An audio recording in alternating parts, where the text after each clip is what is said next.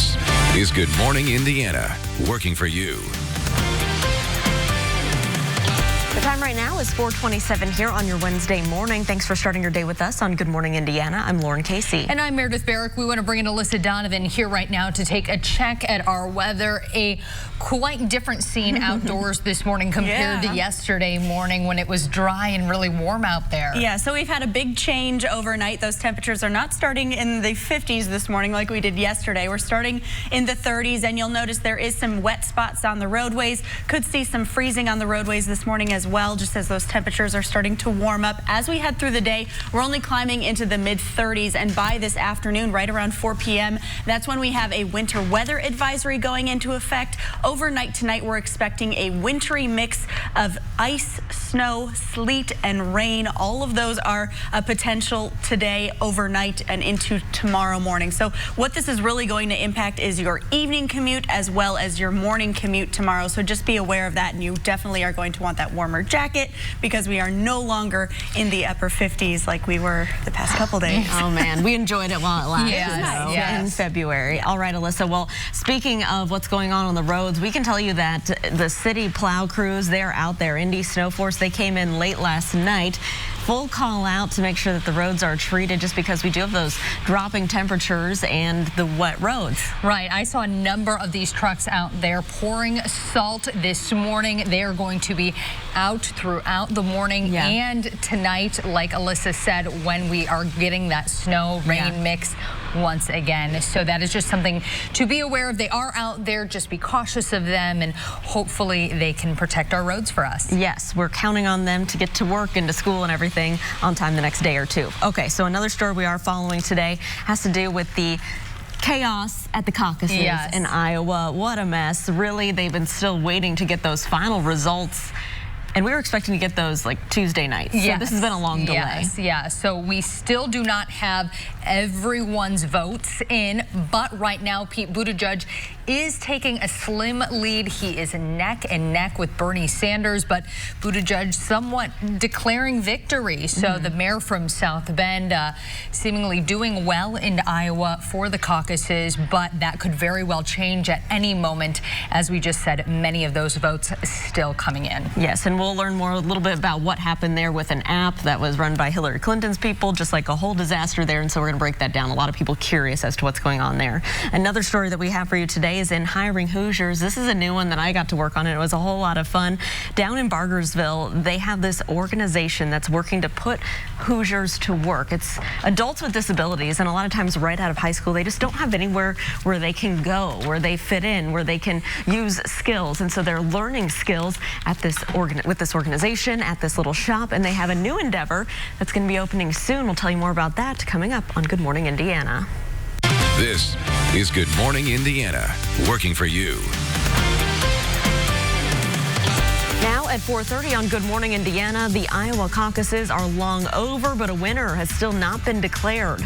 What the company behind the delay is saying about the glitch and when the final results are expected to come in. And one local business is taking steps to welcome new mothers back to work with certain accommodations, even though they will not be required by law this year. What they're doing in their message to other businesses. And more roundabouts are coming to the city's south side. We'll tell you where they are and how DPW is getting drivers prepared for those changes. First, here at 4:30, want to welcome you into Good Morning Indiana. I'm Lauren Casey. And I'm Meredith Barrick. Alyssa Donovan joining us this morning. Alyssa, we've got a lot going on this morning. Yes. I know when I left the north side, it was almost an icy mix that was falling from the sky. By the time I got downtown, it was just purely rain. So we're seeing a lot out there. Yeah, so that wintry mix that we've been talking about, it's here. We're seeing a little bit of it this morning. And as we move through the morning, we are going to see things dry out briefly. So that's the good news. But you will notice that potential of some mixture of precipitation this morning, and then our big chance of some precipitation is going to come later today, overnight, and into your morning commute tomorrow. Right now, temperatures are right around freezing, so we are seeing a bit of a mixture of precipitation out there, some freezing rain and drizzle, as well as some very light snow, and we are seeing that a lot of that to the north of Indianapolis right now. Anything that is falling is very light, and we are seeing those road temperatures just a bit above freezing, so not expecting a ton of slick spots on the roads, but maybe give yourself some extra time just to be safe out there this morning. Good news is that's going to clear out quickly. We are going to be left with some drier conditions as we start our day, and then we do have this low pressure system that's moving up. That's going to bring us a mixture of rain, snow, sleet, and freezing rain over the next 24 hours or so, and that's why we do have a winter weather advisory that goes into effect tonight at 4 p.m. I'll have more details on that coming up in the full forecast. All right, Alyssa, thank you so much. We want to take a live look right now at your roads right now on the east side. This is I-70 at Sherman Drive. You can see traffic there still pretty quiet this morning, and those are the wet roads Alyssa's been telling you about. Overall, everything's moving along up to speed. So let's take you over to the northeast side, a live picture of I-465. This is near Pendleton Pike. No issues here to slow you down. Of course, we'll continue to keep a close eye on those roads and let you know if there are any crashes or delays this morning. And again, right now, a full call out of any Snow Force drivers. They are out on the roads this morning. Salt trucks and plow crews reported in last night at 11 o'clock. They're going to stay on the streets in 12-hour shifts through tomorrow at 11 a.m. The city says if the forecast shifts and there's more snow, it will keep drivers out longer to tree and plow those roads. And here's a look right now with the Indy Snow Force viewer. It's active. You can see here which roads have been treated in your area. As always, DPW wants to remind drivers to take extra caution on those bridges and overpasses as they freeze more quickly. Be sure to allow plenty of room for DPW drivers to do their work as well, leaving at least 3 car lengths between you and those trucks. Well, here at 4:33, the impeachment of President Trump enters its final chapter, a final vote on whether to acquit or convict. That's going to be held later this afternoon. And despite the history behind the moment, there's little suspense. John Lawrence is in Washington with a preview of what's expected to happen today. One day after giving the State of the Union address, President Trump officially finds out his fate. He absolutely, unequivocally is guilty. The Republican Party has the majority of the Senate and is expected to acquit the president on both counts. The arguments of the House manager simply did not demonstrate that the president's actions rise to an impeachable offense. The stances taken toward the president were largely split along party lines. The Democrats' decision was a mistake, and it's only further divided our nation during a time when we need to be working together. I thought that the evidence was overwhelming of how he literally held up aid to a foreign country, a fledgling democracy, an ally that had been invaded by Russia, all because he wanted dirt on a political opponent. Some leaders say it's time to put this political saga in the past. It's time to move on, and to move on to focus on bipartisan legislation to help the families that we represent. Others hope to not see such a case again. I hope history treats this episode as an aberration, not a precedent. Meanwhile, President Trump's approval rating is 49%, according to a Gallup poll released Tuesday. That's the highest it's been since he's taken office. I'm John Lawrence reporting. It has been 24 hours and the official results from the Iowa caucuses are still not in. But as of now, former South Bend Mayor Pete Buttigieg and Senator Bernie Sanders are neck and neck at the top of the pack with 71% of the votes in. State Democratic leaders blame a technological glitch with a smartphone app used to report some of the results for the delay. The company that makes the app, Shadow, has apologized on Twitter, saying in part, quote, "We sincerely regret the delay in the reporting of the results of last night's Iowa caucuses and the uncertainty it has caused to the candidates, their campaigns, and Democratic caucus goers. They say the issue just affected reporting and not the actual results. We will continue to follow the latest and update you as those final results do come in." And it's really just about creating that space for women to have a voice, to be able to raise their hands and to be able to ask for what they need and for it to be okay for them to have those needs. Working for you this morning, we're taking a closer look at how local business welcomes new mothers back to work, even though certain accommodations will not be required by law this year. State lawmakers have voted to table a possible measure that would require Indiana employers to make certain accommodations for women who are pregnant or have recently given birth. While opponents are concerned about the impact some of the requirements may have on small businesses, supporters say they would help improve the state's infant and maternal health rankings. And one local company that's already doing its part says those accommodations help to improve the workforce overall. And it keeps those really talented women in the workforce rather than forcing them out and making them feel like they don't have a space. There's a lot of value that women can add to any workplace, and really it's just about asking women what will make their lives easier as they're trying to transition from pregnancy to being working mothers. Senators voted yesterday to pass the amended proposal, which calls for a study of the issue of workplace accommodations before making them legally required. Also at the State House, a bill that requires Indiana teachers who carry guns in school to go through annual training has passed. Under the proposal, teachers armed on school grounds must go through a 40-hour training program, followed by 16 hours of additional training every year. The bill also specifies that the training must include 20 hours of scenario-based training, 6 hours of marksmanship, and a personality screening. As it stands now, teachers can be armed with permission of their school districts, but there are no training requirements. The proposal now goes to the House. New overnight, Metro Police are investigating a shooting on the city's north side. This happened around 12:30 this morning near 38th Street and Kenwood Avenue. That's between Meridian and Capitol. Police say that a man was shot behind a former CVS store. He was found nearby with a gunshot wound to the arm and taken to the hospital. Police are looking at surveillance video for more evidence. If you have any information for them, call Crime Stoppers. 4 people, including 3 firefighters, are recovering after a fire ripped through a home on the city's south side. It happened at a home on Keystone Avenue near Troy just after 6 Tuesday night. We're told it took about 30 minutes to get the flames under control. One firefighter was checked on scene after falling through the attic to the first floor. 2 others were transported to the hospital to be treated for minor burns. One other person sustained minor injuries and was checked at the scene. We're told everyone is expected to be okay. Crews believe the fire was due to flammable items being left near a space heater.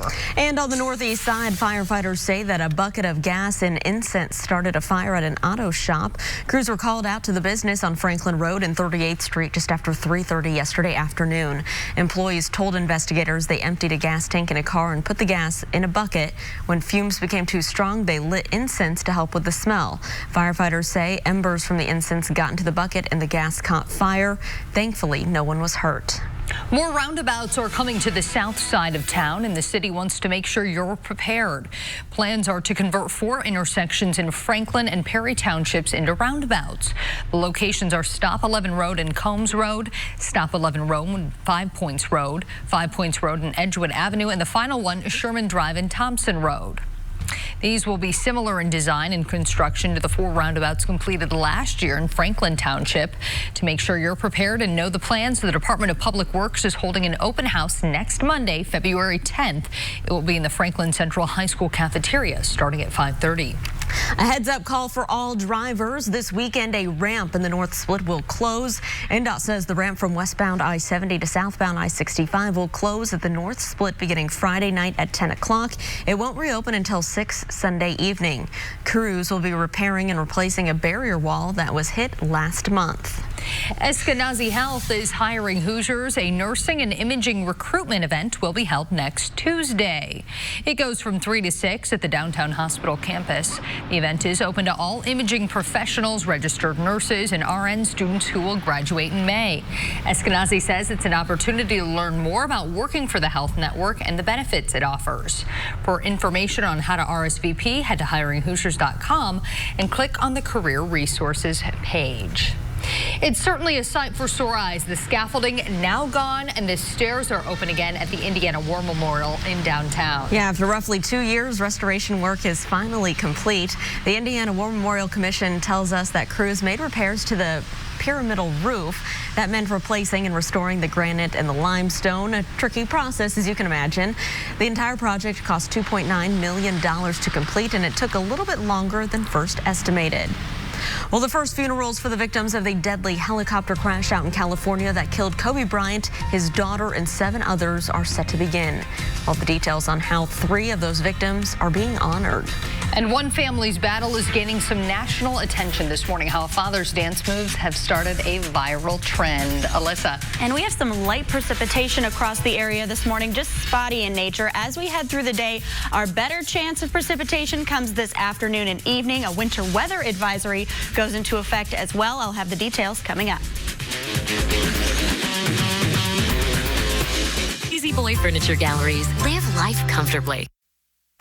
A second hospital dedicated to caring for patients with the coronavirus has opened in Wuhan, China, just 10 days after being built. The facility has the capacity for 1,300 patients. It includes intensive care units and sections for diagnosis and infection control. Wuhan is considered the epicenter of the virus. As of Tuesday, more than 16,670 people in the province have been diagnosed with the virus and 479 deaths have been reported. Officials in China say nearly a dozen local buildings, including sports centers and exhibition halls, will be turned into makeshift hospitals in order to handle the influx of patients. Meanwhile, another company is halting operations due to the coronavirus outbreak. Hyundai is deciding to suspend production at its South Korea plants. The decision was made after its supply of parts was disrupted because of the coronavirus outbreak, that is, in China. The company says it's looking for alternative suppliers in other regions to minimize the disruption of operations. The time right now is 4:45. Funeral arrangements for a family of 3 killed along with Kobe Bryant and his daughter Gianna in that helicopter crash have been announced. A memorial service is planned at Angel Stadium for John, Carrie, and Alyssa Altobelli. John was a longtime baseball coach at the Orange Coast College. The 56-year-old was with his 46-year-old wife Carrie and their 14-year-old daughter Alyssa when that helicopter they were in crashed last Sunday. Gianna and Alyssa were teammates at Bryant's Mamba Academy. The public service for the Altobellis will be held Monday, February 10th. And outside the Staples Center, crews are beginning to take down the memorial to Kobe and Gigi. In the days since the tragedy, people have been leaving tributes in Xbox Plaza. Those items include hundreds of shoes and stuffed animals, 5,000 signs, letters, and flags, more than 1,300 basketballs, and more than 25,000 candles. All of the items will be collected, cataloged, and stored until Brian's family decides what to do with them. The flowers left will be turned into mulch and spread across the grounds of the stadium. A public service is expected for Kobe and Gianna, but details have not yet been released. A Florida dad is warming hearts all over the world for his touching and silly tribute to his infant son. Dylan was born in mid-January, 2 months premature, weighing a little over 4 pounds. As his family waits for him to be strong enough to leave the NICU, Dylan's dad, Chris, decided to post a video of him doing a little ditty every day. The first dance was done in the laundromat of the Ronald McDonald house, the next with his wife Danielle, and the movement grew from there. So far, Chris has gotten his fellow firefighters on it, UCF's mascot Nitro, the Orlando Magic Dancers, and many more, all in support of little baby Dylan. Aww. I love that story there. All right, what I'm not loving, Alyssa, is the forecast today, but we can't complain too much. She gave us a good early in the week forecast, but things are taking a turn. Yeah, so we're getting back to that wintry weather that we should be seeing this time in February. We were a little spoiled on Sunday and Monday with those temperatures in the 60s with sunshine. As we head into the afternoon, we have a wintry mix coming our way. That's why we do have a winter weather advisory going into effect later today. That's going to last until Thursday morning. We have the potential of rain, freezing rain, sleet, and snow over the next 48 hours or so. And we are still seeing just some light precipitation from the first round that moved through yesterday and overnight. Most of that is to the north, and it is starting to taper off a little bit. If you do live to the north, you might see just some light snow flurries, maybe some light rain, maybe a little bit of freezing rain in there this morning. But the roads are not frozen right now, so you should be good as you head out on the roads this morning. As we head through the morning hours, mostly cloudy skies to start our day. So a lot of that precipitation is going to happen later this afternoon and overnight. So things are going to be quiet through the noon hour, and then by 4 p.m., 5 p.m., that's when we'll start to see rain moving into our southern counties, a mixture right across central Indiana, and then some snow to the north and northwest. That's where we are expecting the most of that snow accumulation as this moves through. Overnight tonight, we'll continue to see that mix through, so we'll see the potential of that freezing rain and sleet right across Indianapolis and central Indiana, and then we will see more of that snow continuing for northwest counties, especially just to the north of Crawfordsville. That's where we're expecting the highest snow totals. Winter weather advisory goes into effect today at 4 p.m. That's going to last until 10 a.m. tomorrow morning, and that's partially due to that potential of a commute impact, especially tonight and tomorrow morning. So things are going to taper off in the morning in terms of the precipitation falling, but we might see some dicey conditions on the roadways, which is why that is in effect until tomorrow morning. Looking at the potential of some freezing rain, which means some icing is possible on the roadways. We're looking at up to 0.2 of an inch across the line right along I-70, along that corridor, about 25 miles to the north and south of that. So if you live in those areas, that's really the spots that we are expecting that potential of some freezing rain. As for the snow, we're starting with that rain to the south as we head into the afternoon and evening tonight before we start to see everyone switch to snow briefly. But those higher totals are expected to the northwest, mostly around 2 inches, maybe a little bit more as you head further north. So that's what we're looking at over the next few hours here. That's going to start this afternoon, and that's going to impact us overnight into your Thursday. Today, starting dry, and then that activity starts later today. Highs today will be into the mid-30s, so we are back to average with those temperatures, and we are going to stay average for most of the 7-day forecast. We'll continue with that wintry mix on Thursday before things dry out as we head into the weekend. All right, Alyssa, thank you so much. We are keeping a close eye on those roads. Use caution in case there are any slick spots out there this morning. We know we have a full call out of crews here in Indianapolis. This is a live look on the near east side at your interstates, I-70 at Rural Street and Keystone Avenue. Traffic in this spot is still traveling up to speed. Of course, we'll keep you updated. Macy's is planning another round of store closures and job cuts. The company says over the next 3 years, 125 stores will close. The retailer is also cutting about 2,000 corporate positions. That includes shutting down its offices in San Francisco and Cincinnati. The company is hoping to save $1.5 billion by 2022.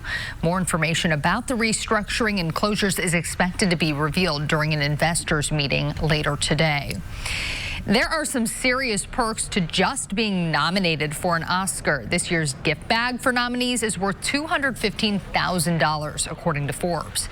A product placement and celebrity marketing company called Distinctive Assets is behind all the freebies, and they're pulling out all the stops. There's a year's membership to a dating service worth $20,000, up to $25,000 in cosmetic procedures from a New York City doctor, and the most expensive item, a $78,000 12-day cruise. Wow. Don't forget, you can see who takes home the Gold Sunday right here on RTV6. The show starts at 8. Well, the world's worst cat now has a new home. Coming up, details on her new owner and why they are immediately changing her name. And coming up, all new at 5, the man charged with 2 counts of child seduction and obstruction of justice will be in a Hendricks County court today. Our Kelsey Anderson joins us live with the latest. It's 4:52. We'll be right back. Team 6 working for you. The world's worst cat has found a forever home. You may remember we told you about Perdita last week. She went viral when the Mitchell County Animal Rescue, that is, in North Carolina, posted her adoption photo. They described her as a jerk who likes lurking in dark corners and being the queen of the house. And the rescue's tactic worked. The shelter received more than 175 applications to adopt Perdita. Last week, a loving couple from Tennessee were chosen to give her a home. They say they're renaming her in case the name Perdita was the cause of her anger. She's like, oh, I hate that name they gave me. Maybe she'll be happier now. Good for her. Well, a Minnesota woman is going viral for her talent that she's been practicing for nearly 100 years. Ruth Everson began playing the piano when she was just 5 years old. She was the first organist at her church back in 1938. Well, years later, she started putting on daily recitals at her living facility. Now at 103, she taught her children, grandchildren, great-grandchildren all how to play. Ruth says she plans to play the piano until she cannot anymore. I bet that keeps her sharp. Fantastic. Oh my goodness. Yeah. Absolutely. I have no idea how to read sheet music. So yeah, that has to really be a very impressive. good exercise for your brain. And I love that she's taught her grandkids and her great-grandkids so cool. how to play. Pretty cool. All right, Alyssa, also pretty cool, literally, is the weather outside right now. Yeah, we've been spoiled with those nicer temperatures to start our week, but things have changed. We are starting in the 30s this morning. Still seeing just some light precipitation outside this morning. That's tapering off soon, though, and we're going to be left with some drier conditions through midday, and then we have a wintry mix coming in late tonight. Winter weather advisory starts at 4 p.m. today, lasts until Thursday, 10 a.m.